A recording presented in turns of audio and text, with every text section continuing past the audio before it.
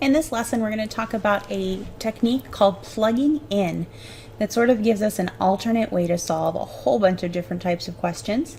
And it's going to be a really powerful tool because it helps us to solve questions quickly, accurately, easily, and to take some questions that seem really difficult but make them really simple for us. So the reason that's so powerful for our purposes is that we're going to be able to take a lot of different algebra questions and solve them using simple arithmetic, basic math of numbers. One really great way to illustrate that is to see the difference between solving a question with algebra and arithmetic. So here's an example test question. We've got y over 1 plus x plus y over 1 minus x. So how would we solve this algebraically? Well, we have two fractions, we're adding them together, so we need to find a common denominator. That common denominator is going to have both 1 plus x and 1 minus x as a factor. So 1 plus x times 1 minus x would make a great common denominator here. How do we convert those fractions into the common denominator? Well, the first one already has 1 plus x, so we're going to have to multiply top and bottom with 1 minus x. And the second one, we need 1 plus x. You be careful, make sure my pluses and minuses go in the right place here. And then we multiply that out. In the first fraction on top, I'm going to have y minus xy. On the bottom, I can multiply these together, and there's a really nifty formula that we'll learn about in other lessons that tells me that equals 1 minus x squared. It's a really good sign because that's the denominator of three of these answer choices. And then the second one is going to be y plus xy over 1 minus x squared.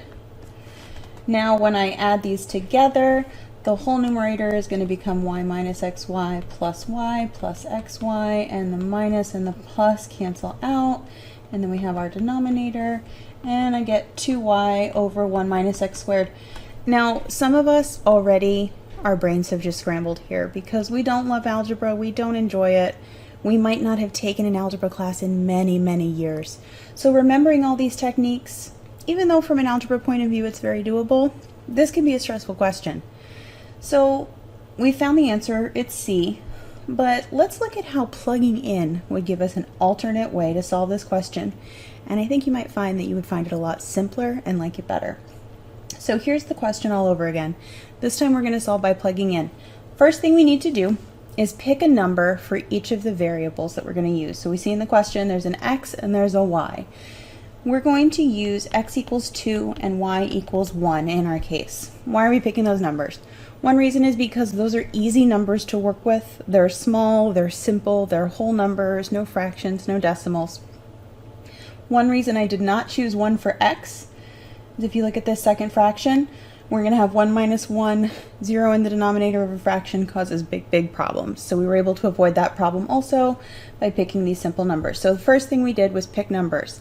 Next, we have a algebra situation here that we need to solve. So we're going to take those numbers, we're going to plug them in there.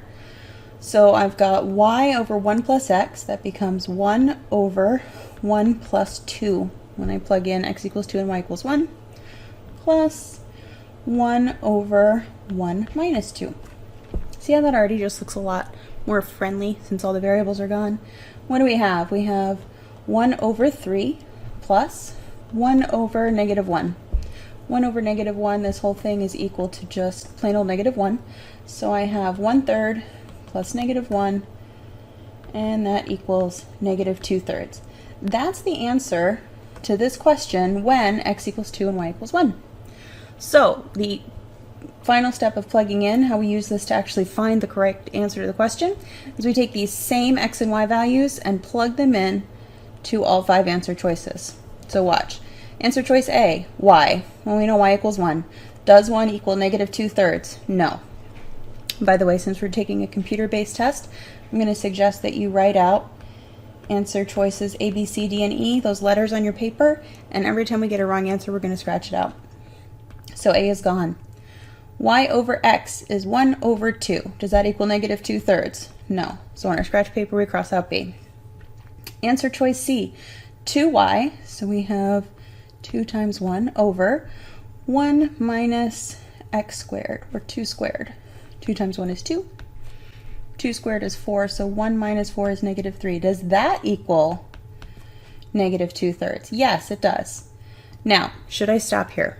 No, I shouldn't. Why? Because I'm plugging in numbers that I made up, and it's possible, even though it's a small chance, it's possible that these numbers are going to work out in more than one answer choice. So I need to check all 5 of them just to be sure. If I have more than one answer choice that works out, I've already eliminated a lot because I'm crossing out wrong answers, and it'll be really quick to fix. So we'll see examples later of what that would look like if that happens. So let's try the same x and y in the other 2 answer choices. In D, I have 2xy, 2 times 2 times 1 over, this is the same denominator, so we already know that denominator equals negative 3. 4 over negative 3, no, that does not equal negative 2/3, so we cross out D. One more, 1 minus 2 times 1 over 1 minus 2 squared. Again, that denominator on the bottom is the same. On the top, I have 1 minus 2 is negative 1. That also does not equal negative 2/3. So the answer is C. What have we done? We picked our own numbers that we thought were easy and convenient to work with. We solved the algebra using those numbers, and then we identified which answer choice matches that same solution, in this case negative 2/3. We crossed out answer choices on our scratch paper while we went so we could remember which ones we were able to eliminate, and we got the exact same right answer, C, as what we got before. But we did it without doing any algebra. There was not 1 ounce of algebra on this page. We just plugged in numbers for the variables and solved with arithmetic. So that's basically what plugging in allows us to do. So let's review what we discussed. Our technique called plugging in is powerful because it allows us to use arithmetic instead of algebra to solve problems. And that can help us to find answers quickly and easily, whether we know how to do the algebra or not. We're going to look for variables in the answer choices as a clue that we can use plugging in. There will be other situations we can use it that we'll discuss in later lessons. First, we want to look at each variable and pick a number for every variable. We want to consider any of the constraints or the rules presented in the problem, and we want to make sure that the numbers we're choosing are going to be easy to work with as possible. Another tip, it's just a good idea if each different variable gets a different number to plug in, that gives you the best chance of success. We want to take those numbers, and if there's any algebra to be done in the problem itself, we want to plug them in there. And then we're going to take those same exact numbers, plug them in for all of the answer choices, every answer choice, and try to find which one matches. And in coming lessons, we're going to look at a whole lot more examples, different strategies to help us have the best success with plugging in, and if there are any issues or difficulties that pop up, how we can solve those. So stay tuned.